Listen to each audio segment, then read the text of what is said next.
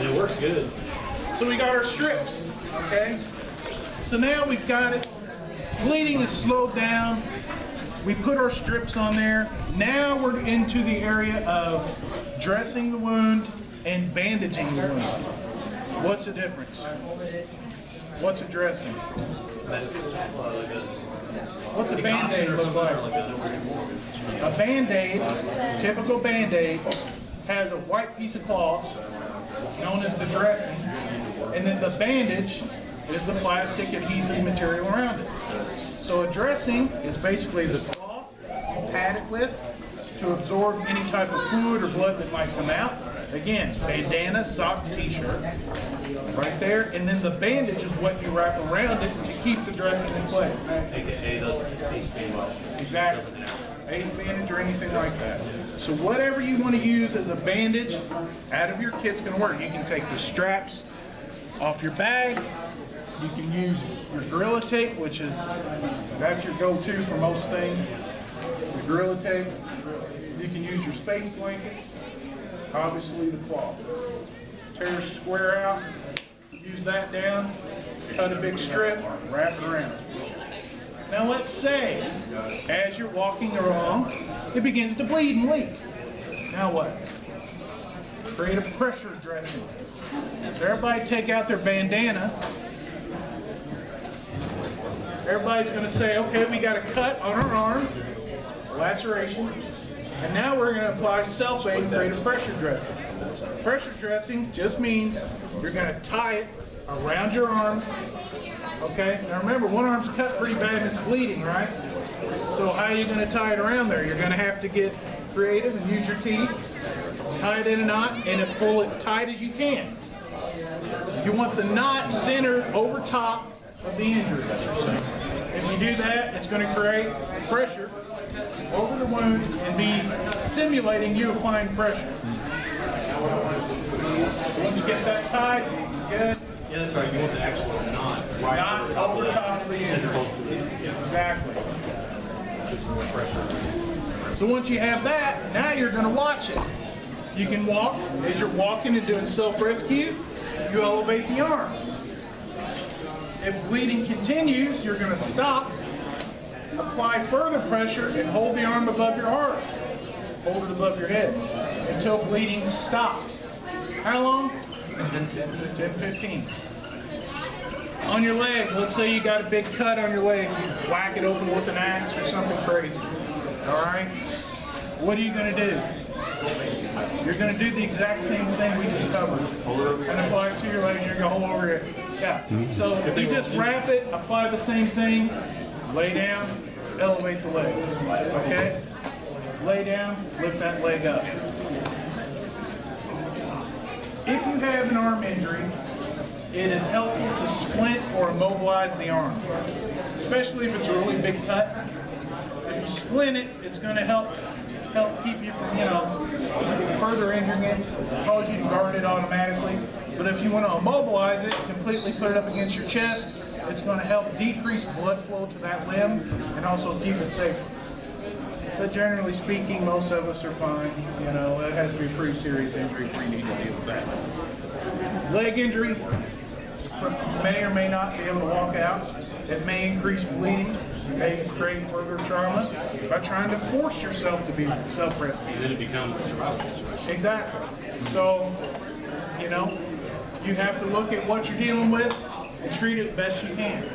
Now you can create a really awesome pressure dressing with some Gorilla Tape, and you can pack that wound if you got a big axe wound on your thigh, and you know the artery is not injured, so you're not spurting blood everywhere.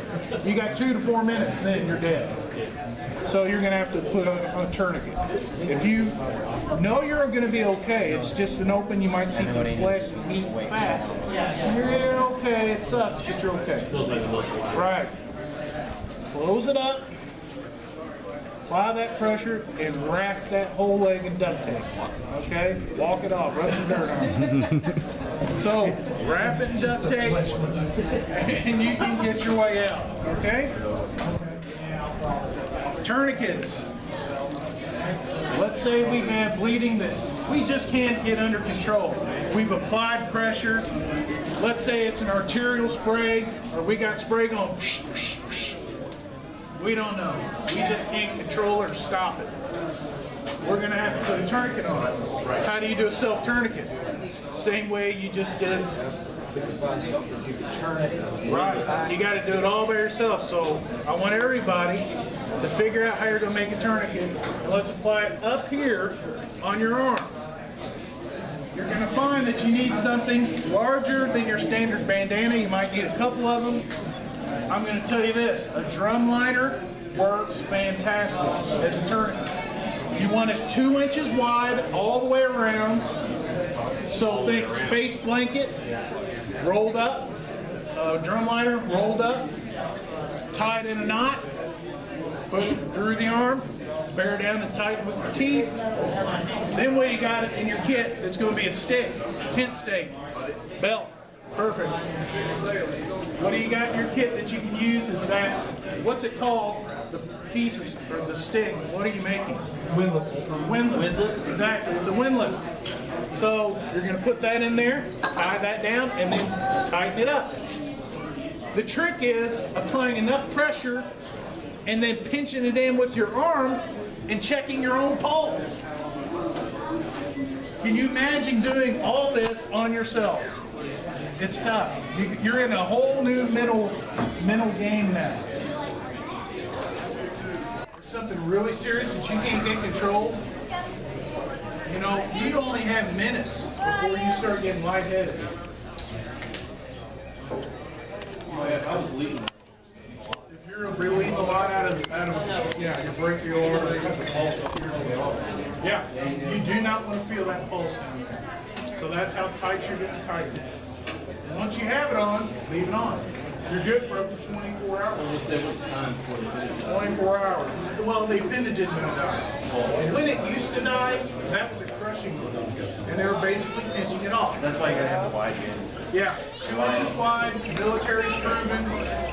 There's having soldiers come in 20, 24, and even longer hours with zero damage to the distal portion of the limb. Zero damage.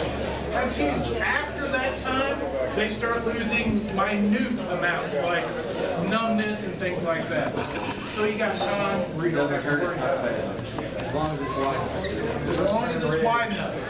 If you just take paracord or shoestrings and you torque it down, you're pinching it off. That's all you're doing. If you do that, you just cut it off. If you leave it on there for any amount of time, it's coming off.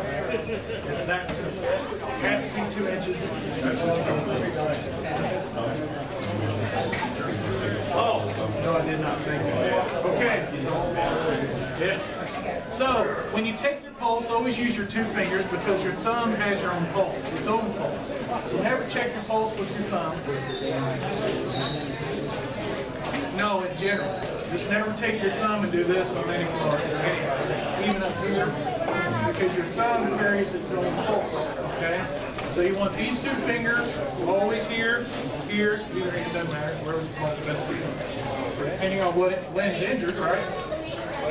And your pulse, all you're doing is pushing the vein against the bone. That's all you're doing. Sir, can I get you to move out of the camera? So, all you're doing is pushing the vein up against the bone. It's really that simple. All right, you can feel pulse. If you know you applied your tourniquet right, you will not feel a pulse anymore. And then once you release that tourniquet, that pulse will boom. And you'll feel it pop right back. That's it. So now you know how to control bleeding. We go to the complete wilderness first aid class, then we get into plant medicine. We actually really get down and dirty doing it all. But the full class is a 24-hour class. So you're going to learn, well, what plants can I use to help me control bleeding? Plantain right there will be one of them. So you learn a variety of techniques to help with that as well. So we got bleeding under control.